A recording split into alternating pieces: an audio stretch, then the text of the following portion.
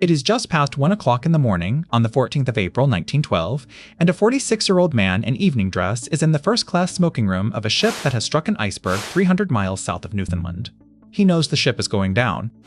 He has already given up his seat in a lifeboat to one of his servants. He is telling the steward, in sentence fragments in 3 languages, the message he wants delivered to his wife in New York. He will be remembered at the pier in another 9 hours as the man who came back on the Titanic in a deck chair and an ermine overcoat, his pockets stuffed with the evening clothes he had refused to change out of because, according to the message he gave the steward, he had played the game to the end. His name was Benjamin Guggenheim. He was one of 7 brothers. He was the heir most likely to have been remembered, had any of them been remembered at all.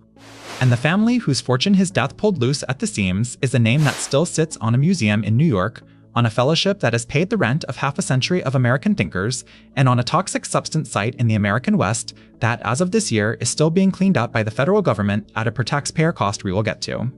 The story of how a Jewish lace importer from a Swiss village, 10 years in, bought 2 worthless silver mines in Colorado and turned them into one of the 4 or 5 great private industrial empires of the 20th century, and how that empire ended up half museum, half superfund, with the grandchildren living in exile in a palazzo on the Grand Canal, and a dozen other places they could not all pronounce, is, in the end, a story about what happens to a family that learns to make money out of the ground, and then cannot quite make a family out of the ground, and then cannot quite make a family out of the money.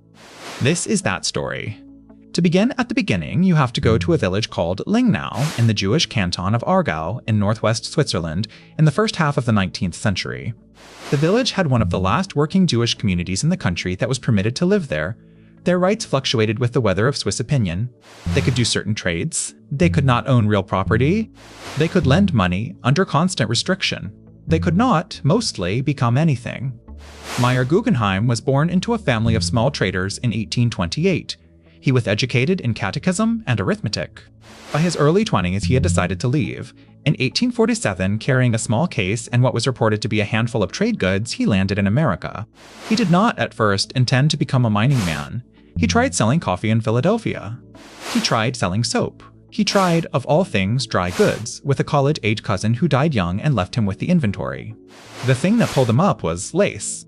By the 1850s, he had figured out a route through the Swiss embroidery and lace trade, and his brother, still in Lingnau, would ship him the bolts, which his sons then sold, increasingly at a profit, to American department stores thirsting for European refinement on the cheap. The first generation of American Guggenheims built up a small Philadelphia outfitting firm that grew, by the end of the Civil War, into a respectable business in imported textiles. They were comfortable. They owned their building. They wore decent suits. They were not yet rich. The thing that made them rich was not what anybody at home expected. In 1880, an American newspaper reported that 2 of the silver mines near the town of Leadville, high in the Colorado Rockies, were being sold for the price of a small house. Meyer Guggenheim, against the near-universal advice of his partners, and a decision his family later described in a half-dozen slightly different versions, scraped together a few $1,000s and bought them. By the early 1880s, he had bought, consolidated, or held a share of most of the smelting capacity in the region. The mines paid off, slowly, then suddenly. The Guggenheims went from importers to mine owners to, within a few years, owners of the smelters that processed the metal out of the rock. Each link up the chain made them richer than the last, until by the late 1890s they controlled what was, in some years, close to a third of all the silver and lead output of the United States. You can hear the family echo in how each of the brothers learned to speak about it later. Meyer never lost his Swiss-inflected English. He never lost his tiny penny notebook. He would walk into a mine office in Leadville and, according to reports, conduct an audit before any of his foremen had finished a coffee. The brothers grew up around the master, often doing the things he could not.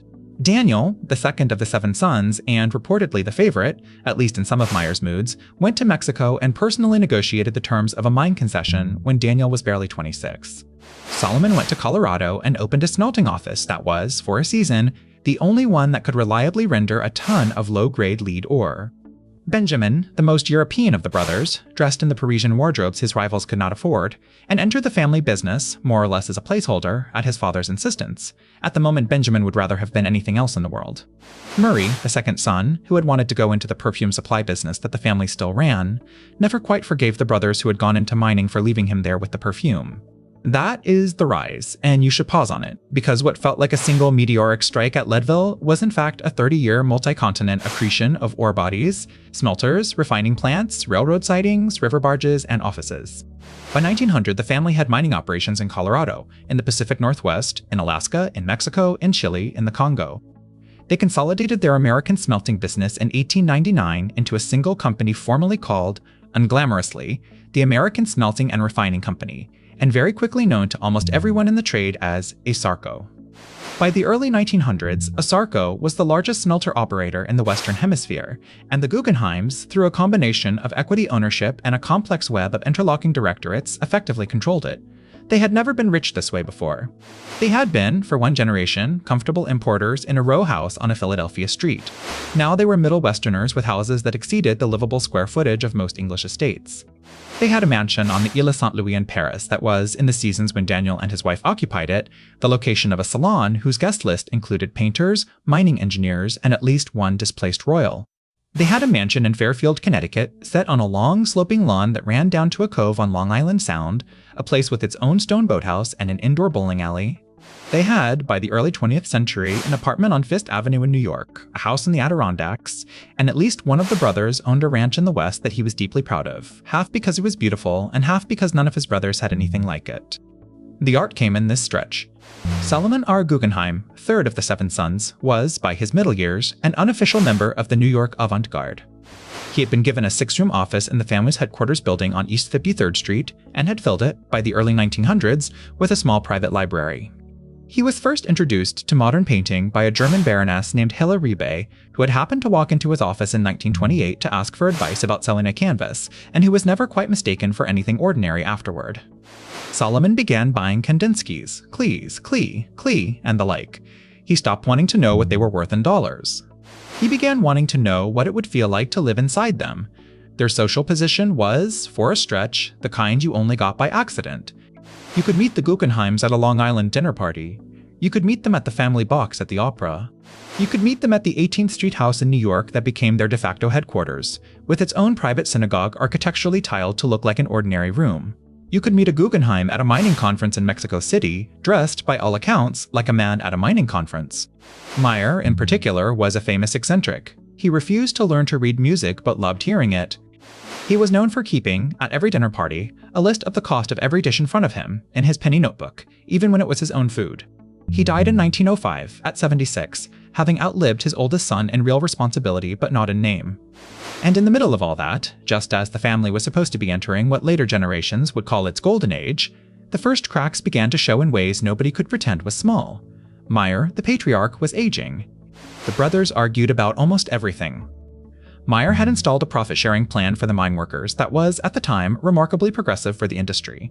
But the brothers had done it because Meyer had decided it was the right thing to do, not because they agreed, and the moment Meyer's authority weakened, the policy began to be quietly dispensed with on the ground.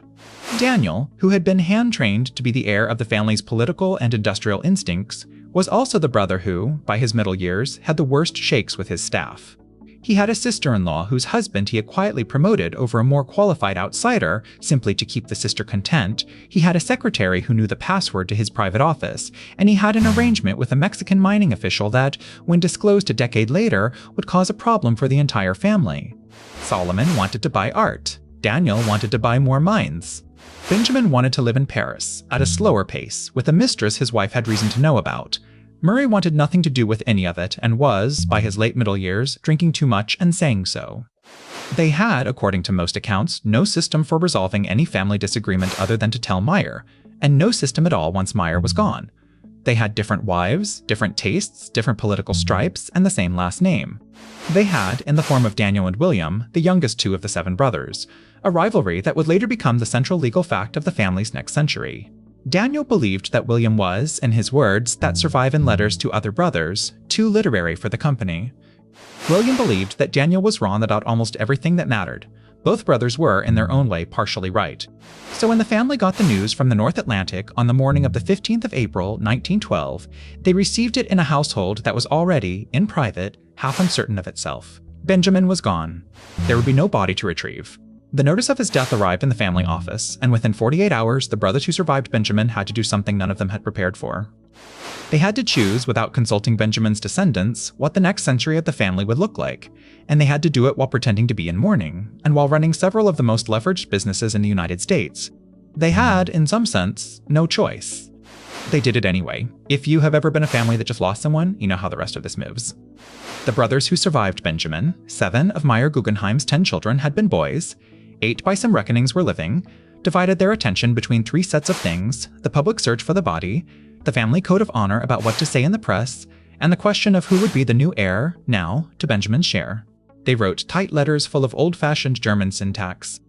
They ordered a memorial plaque in New York on a building at the corner of East 53rd Street and Lexington Avenue. They decided that the widow Fleurette would receive, by some reports, on the order of $250,000, plus a small apartment in New York and a deed to part of the family's Long Island Sound property. They did not write the widow a private letter explaining exactly why that figure was the figure. They did not ask her opinion about Benjamin's children, all 3 daughters, the last of whom had been born 2 months after Benjamin died. By the end of 1912, the family had quietly, with considerable legal skill, rewritten the trust that Meyer's children would draw from in a way that gave Solomon, the art-loving brother, the lead voice in the family's future.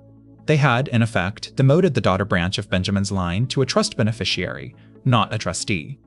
Margaret, the second daughter, later known to the world as Peggy, was a year and a half old when this was decided. She would, of course, never know it any other way. And the family, and this part is, even in their own papers, hard to read, chose to keep the trust office directly across the street from Benjamin's widow's late apartment. They did this, perhaps, because they could. They also did it, perhaps, because the family's internal geography had already hardened into a kind of kinesics. Some of them stepped around behind her, some of them did not step anywhere near her. By the time she died of pneumonia in her room at the Plaza Hotel in November of 1937, almost no member of the family had visited her in over a decade. Her obituary in the New York Times ran to 18 lines. Her eldest daughter, Benita Rosalind, had died in a New York clinic at 32 in 1927 under circumstances that her mother never publicly discussed. What turned next, and here is the human part of the story that is worth slowing down for, was not the immediate aftermath of the Titanic. It was the next generation. The sons of the brothers grew up in the long shadow of a man whose name they could not yet use. Harry Frank Guggenheim, the son of Daniel, named for an uncle killed in a mining accident years earlier, went into the mines, went into politics, and was, by most accounts, the most politically conservative Guggenheim of his generation, a loyal Republican, an advocate for the family business, a polo champion remembered for riding at speeds that gave his grooms chest pain, and a man who, late in life, would become one of America's most important aviation philanthropists and founders of a foundation still in operation that supports research into the causes of violence. Simon Guggenheim, by contrast, the son of Meyer VII, had been born late into the family and carried his mother's quiet determination behind the running of his mouth. He used his share of the trust to enter politics in Colorado in the late 19th century, served 1 term in the United States Senate from 1907 to 1913, and then lost re-election in 1913. He lost that election, he would later tell a friend, on the day he was forced by his family to support the company's position in a labor dispute. Simon had been, by a complicated inheritance from his father Meyer, the one with the most sympathy for the workers, and being asked to betray that sympathy cost him, in his view, the only public office he would ever love. By the 1930s, the family was running a network of industrial operations that ran into the heart of every social question of the period. ASARCO, the American Smelting and Refining Company, was, by the early 1900s, the consolidated smelting operation that the family controlled in partnership with a competing Rockefeller outfit. ASARCO's smelters emitted lead and arsenic into the air over residential neighborhoods of El Paso, of Omaha, of Salt Lake City, of Pueblo, Colorado, and of a dozen other places. Hundreds of workers and their children were poisoned, slowly, by the air. There were strikes. There were lawsuits. There was, in the 1930s and 40s, more than one attempt by a federal attorney to indict the company for using armed strikebreakers in the labor disputes at ASARCO's smelters, in Colorado and elsewhere. The attempts in court never quite stuck in the criminal way the indictments hoped they would. The men and the children, however, died anyway, slowly, of lead, in the air around the very smelters whose ore had made the family possible. And then, on the 8th of October 1923, the family received the second blow of the century in a different courtroom. William Guggenheim, by then the most literary of the brothers, and the most aloof from the day-to-day operation of the smelters, filed suit against the 4 other brothers who controlled the family trust. He argued, in essence, that the brothers had excluded him from the management of the trust while continuing to draw salaries from it. He asked, by some accounts, for what was then approximately $8 million. The case went on, with extraordinary bitterness, for nearly 3 years. It was, by every contemporary legal analyst who wrote about it, the most expensive family lawsuit in American history to its date. The parties met, sometimes with their lawyers present, sometimes without. Their mother Barbara, still alive at 81, kept herself out of the proceedings as much as a woman whose sons were suing each other could. The press covered it as a kind of aristocratic theater. The family would never fully recover from it, even when the case was settled in 1926, with the brothers essentially agreeing to keep doing what they had been doing. If you have stayed with this story so far, you are about to enter the part where the family stops making money and starts trying to figure out what to do with the museums it is going to leave behind. There is something about a story that refuses to end neatly that I think most people find genuinely hard to walk away from, and the next chapter of this one has the same quality. Stay with it for a moment, because the way the Guggenheims handled the next 30 years is, in retrospect, the reason their name still means anything at all in this country.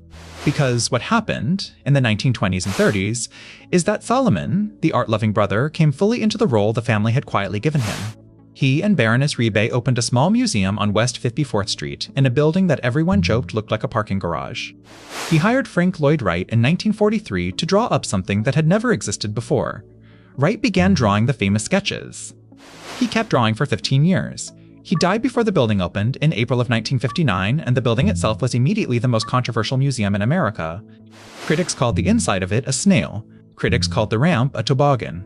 Critics said that the curve of it made it impossible to see the paintings hanging on its concave walls.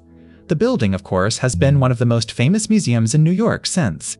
But the museum on Fifth Avenue is only half the story of the family's artifact.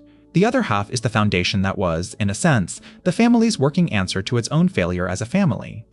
The John Simon Guggenheim Memorial Foundation was established in 1925 in memory of Simon Guggenheim's son, John Simon, who had died young in April of that year, of unknown but widely circulated causes. By the time the museum opened on the corner of Fifth Avenue and 89th Street, with a band and a speech by the mayor, the family had done something no one fully admitted. The Guggenheims had cut their holdings in a way that appeared, on paper, a deliberate plan to give their money away. They had set up the fellowship as a kind of permanent academic allowance for the country's creative class. They had set up the museum as a gift to the public, with the understanding, written and unwritten, that the family would continue to be present on the board but not in the wallet. What probably happened, in retrospect, was that there was nothing left, by the late 50s, of the kind of American Guggenheim who would run an integrated mining empire from the United States. Because by 1975, the children, the sons of the sons, had descended into something that isn't often talked about. Several of them withdrew into private life. Several of them went quietly mad. The last direct heir of Meyer Guggenheim, George Denver Guggenheim, for whom some of the family fortune had been set aside at the turn of the century in a Denver branch whose descendants carried the name to a more local kind of prominence, died in 1959 with a mountain of debt and an estate of less than what Meyer had been worth when he had landed on the boats in Philadelphia. The end was unspectacular. By the 1990s, the descendants had quietly distributed the rest of what was held in trust into a small portfolio of foundations and museum endowments. The conjunction that had been the family empire was, by the late 20th century, an advantageous series of chairs and cultural institutions. And then there was Peggy. Peggy Guggenheim was the daughter of Benjamin Guggenheim, the brother who had gone down in the Titanic. She had been born in the late summer of 1898, depending on which version of the family record you read, raised after her father's death on Mount Desert Island in Maine by her mother Florette Seligman, and after her mother's death in 1937 by a succession of aunts and lawyers. She moved to Paris in her early 20s. She lived, in the 1920s, the life of a moderately indifferent rich girl with bad teeth and a train ticket. In 1921, on her 21st birthday, she inherited, by the trust the family had quietly rewritten after Benjamin's death, approximately $2.5 million, a figure that, in today's dollars, would be the better part of $40 million. She did not, at first, know what to do with it. She started a small bookshop in London. She opened, briefly, a small clothing boutique. She ran, briefly, a small magazine of avant-garde art. Her cousin Harry, the Daniel Branch's son, was, by her mother's account, the closest thing she had in those years to a father, a fact the family did exactly what you would expect with. They used her to remind the cousins Branch how generous they had been, and they used Harry to remind Peggy how little wiggle room the trust had, and they let her spend down what she had to spend while making sure she could not bring new money into the family operation. By the late 1930s, she had decided to put the entire inheritance, as she later said, on a single bet. She would bet on the painters that nobody else in her family thought were worth painting. She bought Picassos. She bought Brancusis. She bought Miros and Magrittes and a great number of artists she was the first in the world to claim. She bought her cousin Harry's silence by not asking him to co-sign anything.